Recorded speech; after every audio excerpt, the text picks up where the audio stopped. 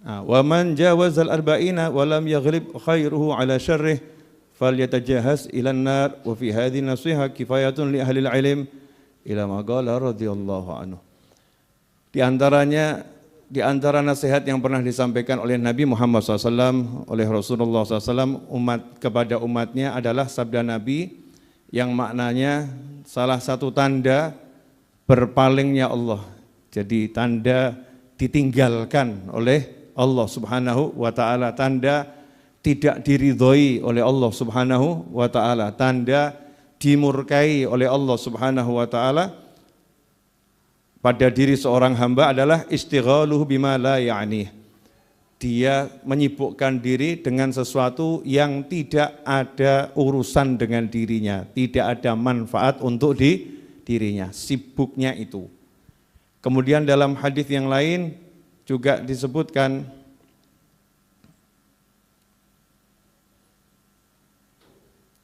atau riwayat yang lain, wa inna mra'an dhahabat sa'atun min umurih, jika ada seseorang satu waktunya dari usianya itu hilang fi ghairi ma khuliqalah, untuk hal-hal yang tidak dia diciptakan untuk itu. Nanti kita bahas ya. Nah, dia umurnya dipakai untuk sesuatu yang tidak dia diciptakan untuk itu, la jadirun antatula alaihi hasratuh, maka sepatutnya dia itu menyesal dengan penyesalan yang sangat panjang. Kemudian juga disebutkan man jawazal arba'in, siapa yang usianya melewati 40 tahun, walam yaghlib khairuhu ala syarrih, sementara kebaikannya tidak bisa mengalahkan keburukannya, fal yatajahaz ilan nar, maka siap-siap masuk neraka. Nah, ini 3 hadits pembuka ini kan cukup menjadi cambuk ya. Nah, tapi orang yang takut itu ciri-cirinya, kalau takut sama Allah menghampiri Allah. Kalau orang takut sama harimau, lari dari harimau. Takut dari api, lari meninggalkan api. Tapi kalau takut kepada Allah itu caranya dengan menghampiri Allah. Karena yang bisa menyelamatkan hanya Allah, yang bisa memberikan keamanan hanya Allah. Jadi kalau takut dari amarahnya Allah, ya yang dicari ampunan Allah. Kalau takut dari murkanya Allah, yang dicari rahmatnya Allah. Sehingga kata kuncinya mudah. Kalau takut sama Allah, ya semakin dekat kepada Allah Subhanahu wa ta'ala. Disebutkan tadi ciri orang yang dia dijauhi Allah, artinya dijauhi rahmat Allah, jauh dari rahmatnya Allah, jauh dari ampunannya Allah, jauh dari sayangnya Allah. Kalau seseorang sibuk dengan sesuatu yang enggak ada manfaat bagi dirinya, bukan urusannya itu. Ya, seperti yang udah saya contohkan pada episode sebelumnya kan, orang yang sibuk ngurusi hal-hal yang enggak penting tentang orang lain, contohnya ngomentari kerudung yang dipakai orang. Saya ya bang kudungnya warnanya hijau jeplak, entah hijau jeplak maksudnya gimana tidak tahu gitu ya. Kudungnya hijau kok saya warnanya misalnya gitu ya, kudungnya hijau, bajunya kok warnanya warna-warni, orang nyambung, orang hijau nih misal gitu. Yang kudungnya hijau jangan tersinggung loh ya. Saya enggak bermaksud komentari, kan ya mesti ada di sini yang kudungnya hijau ya. Kudungnya merah, Mas Abang mulai kesinggung ya. Kerudungnya merah, kok kacamatanya warnanya, mulai kacamatanya yang dikomentari. Masya Allah ini, jadi hidupnya ngomentari urusan orang lain, tidak ada urusannya. Kalau kita seperti itu tandanya kita sedang jauh dari rahmatnya Allah, naudzubillah min dzalik. Tapi kalau dia itu sibuknya ngurusi dirinya, baju saya ini disukai Allah enggak ya, nutup aurat atau tidak. Lah itu tanda orang yang dicintai Allah. Lawannya dijauhi Allah berarti didekati oleh Allah. Tandanya seorang yang dekati sama Allah, dekat dengan rahmatnya Allah, dikejar ampunannya Allah, adalah orang tersebut dia akan sibuk dengan sesuatu yang memang urusannya. Urusannya artinya keselamatan dunia dan akhiratnya. Maka dijelaskan pada hadis yang berikutnya, jika ada satu waktu Ya ada satu waktu dari usia kita, usia seseorang kok dipakai untuk hal-hal yang dia itu dihidupkan sama Allah bukan untuk itu. Manusia ini kan diciptakan oleh Allah untuk apa? Wa ma khalaqtul jinna wal insa illa liya'budun. Tidak aku ciptakan jin dan manusia kecuali untuk ibadah kepadaku. Sehingga kalau ada orang itu hidupnya usianya tidak untuk ibadah, lawannya ibadah kan maksiat ya. Untuk maksiat, maka sepatutnya dia nyesel. Atau bukan untuk maksiat, tapi hal-hal yang tidak menghasilkan pahala.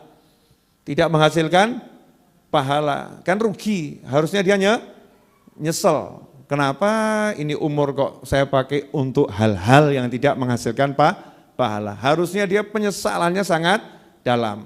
Kemudian yang selanjutnya dikatakan, siapa yang usianya 40 tahun lebih, di hadapan saya, ini termasuk saya kan ya.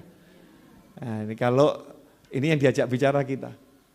Usianya 40 tahun lebih kok kebaikannya belum bisa mengalahkan keburukannya, siap-siap masuk neraka. Wes mulai ngitung, waduh kok ketoknya aku loh. Bukan begitu maksudnya. Kebaikannya belum bisa mengalahkan keburukannya seperti ini, udah umur 40 tahun kok belum pernah tobat. Orang kalau tobat itu kan otomatis ya dosanya hilang, dosanya habis. Nah ini sampai umur 40 tahun kok enggak tobat, dikhawatirkan tuh kondisinya.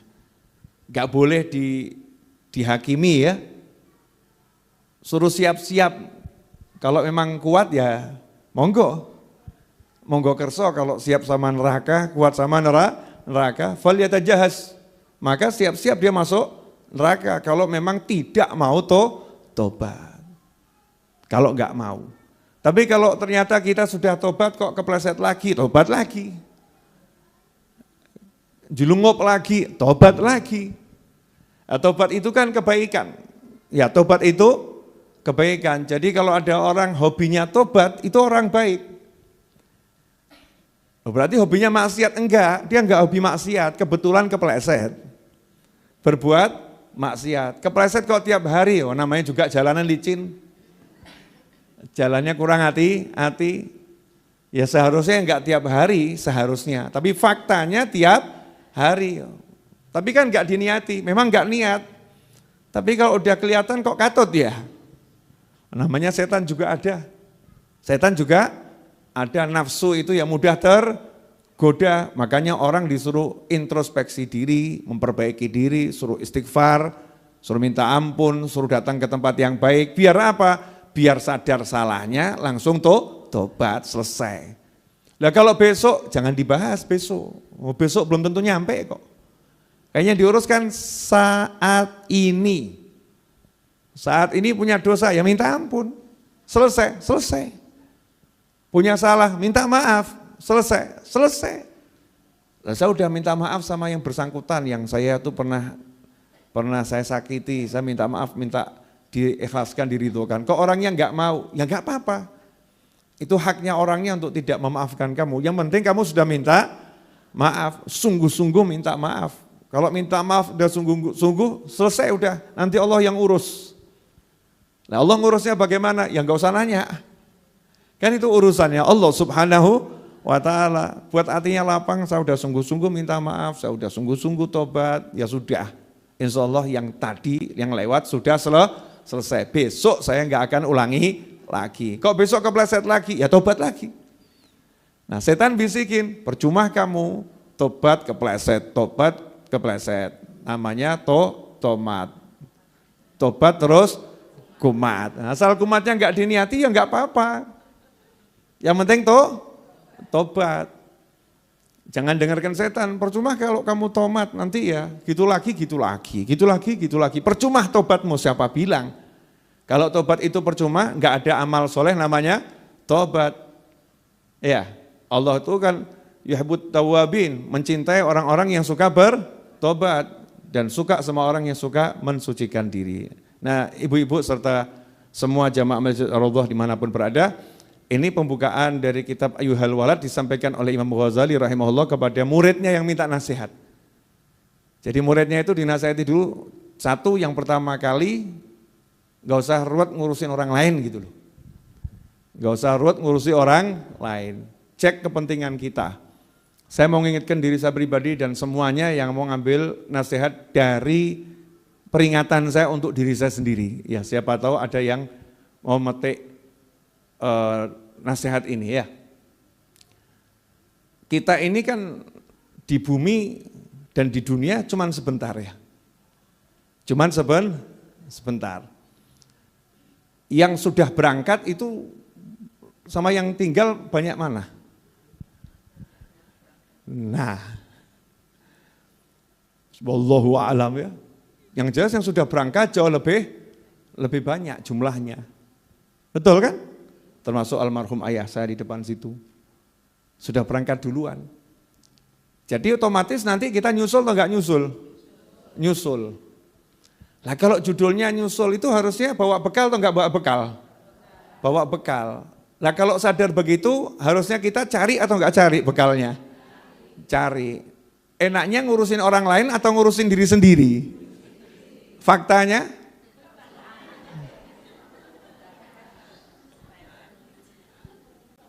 Faktanya mana? Faktanya kita suka kepleset ngurusin orang lain. Lah ya. Iya ya, itu loh yang satu itu. Kok orangnya gitu terus ya? Mau sampai kapan tuh dia? Orangnya itu loh Kak, nyebelin. Kelihatannya tuh aktif tuh pengajian, aktif tapi wajahnya tuh loh. Saya kalau lihat wajahnya tuh rasa pengen muntah. Masya Allah. Ngono ra sing ngomong ngono kuwi. Jadi sibuk ngomentarin orang lain. Lah ngapain ngecek wajah orang lain? Cukup kan bersyukur, alhamdulillah wajahku enggak seserem dia, alhamdulillah, amit-amit gitu kan ya. Tanpa harus gunjing ngerasani jelekan. Makasih ya Allah, wajahku menyenangkan. Mudah-mudahan dia bisa jadi orang yang wajahnya menyenangkan. Jangan ruwet sama orang lain. Yang buat hidup kita ruwet itu karena sibuk ngurusi orang lain. Orang tuh kalau suka ngomentari orang hidupnya masih nggak bahagia. Tonggonya bangun rumah, dia mulai komentar. Tonggonya loh bangun rumah. Mestinya kan alhamdulillah tonggo saya bisa bangun rumah. Iki tambah komentar. Duit kon dia. Kelihatannya melihara tuyul itu. Mulai ngawur-ngawur ya. Wah, dia kan janda ya. Tapi kok duitnya akeh ya? Jangan-jangan dia mulai ngawur lagi ya. Jangan asem. Karuan jangan asem, jangan lodeh ya. Tapi jangan-jangannya kan enggak jelas. Jangan. Nah, itu ngeri ngomentari orang. Usianya otomatis lanjutannya nih. Hadisnya usianya digunakan untuk sesuatu yang enggak manfaat. Kita ini akan ditanya tentang diri kita, maka ya fokus ngurusi diri kita sendiri. Saya tadi keluar cari headset. Saya enggak punya headset, udah enggak pernah pakai headset, cari headset. Buat apa? Umur saya udah 50, harus lebih banyak denger ngaji. Tak sumpeli, wis gak krungu wong ngomong sak karepmu, sumpeli ngaji. Saya enggak ngurusin orang, saya mau ngurusi diri saya sendiri. Neng kubur kowe ora ngewangin jawab kok ya. Melu nglayat ra melu ngewangin jawab. Kamu ikut melayat mungkin, tapi kamu enggak ikut jawab malaikat yang nanya saya di kubur. Jangankan kok ikut jawab, bahkan di kubur kadang kamu buka HP transaksi. Update status, ngomong sama orang lain, ngobrol. Wah, suwe ra ketemu Mas, alhamdulillah ketemu nang kuburan, Masya Allah. Cik ilang utangmu apa? Lu tambah nagih utang. Nanti di kubur tuh kita jawab sendiri pertanyaan malaikat. Maka ya siap-siap. Kasih headset, sumpel. Kasih waktu kuping harus dapat berkah suara Al-Quran, gitu kan gitu ya. Cari itu. Pakai itu teknologi. Untuk apa? Siap-siap masuk kubur. Ya, itu namanya 40 tahun lebih, pengen telinganya lebih baik. Orang umur 40, 50, sudah 5 kok sing krungu ngerasani terus ya. Masih mau duduk sama yang ikut ngajak ngerasani, tinggal no. Sudah waktunya saya menjaga perasaannya, ora usah. Nanti dia tersinggung, biar tersinggung. Kenapa? Kalau apa mati, Wi. Kalau kamu meninggal terus gimana? Wong cuman begitu kok tersinggung, ya salahnya sendiri. Kamu sekarang kok enggak mau duduk sama saya? Lah piye ya jeng ya? Ya jane ya pengen tapi aku wedi. Wedi apa? Dosa. Kok saiki sok alim awakmu? Masya Allah, amin. Aku ya orang elek-elek awakmu lho, ora aku wedi dosa. Orang ngomong kowe gawe dosa. Tapi nek kowe cerita aku ora kuat, lambeku ki lho pengen melu. Ya nyalahkan diri sendiri. Perbaiki diri. Udah waktunya, mau kapan? Ya mau kapan? Harus kita perbaiki diri. Makanya nasihat ini penting untuk saya, untuk siapapun yang mau ya ayyuhal walad, duhai anakku. Sesungguhnya kalau kamu dengar sabda tadi, orang yang dijauhi Allah itu yang sibuk dengan sesuatu yang bukan urusannya, maka kalau pengen didekati Allah, sibuk dengan sesuatu yang menjadi urusannya, yaitu ibadah. Nah, siapa yang umurnya 40 tahun lebih, maksiatnya masih lebih banyak, ya kuncinya tobat.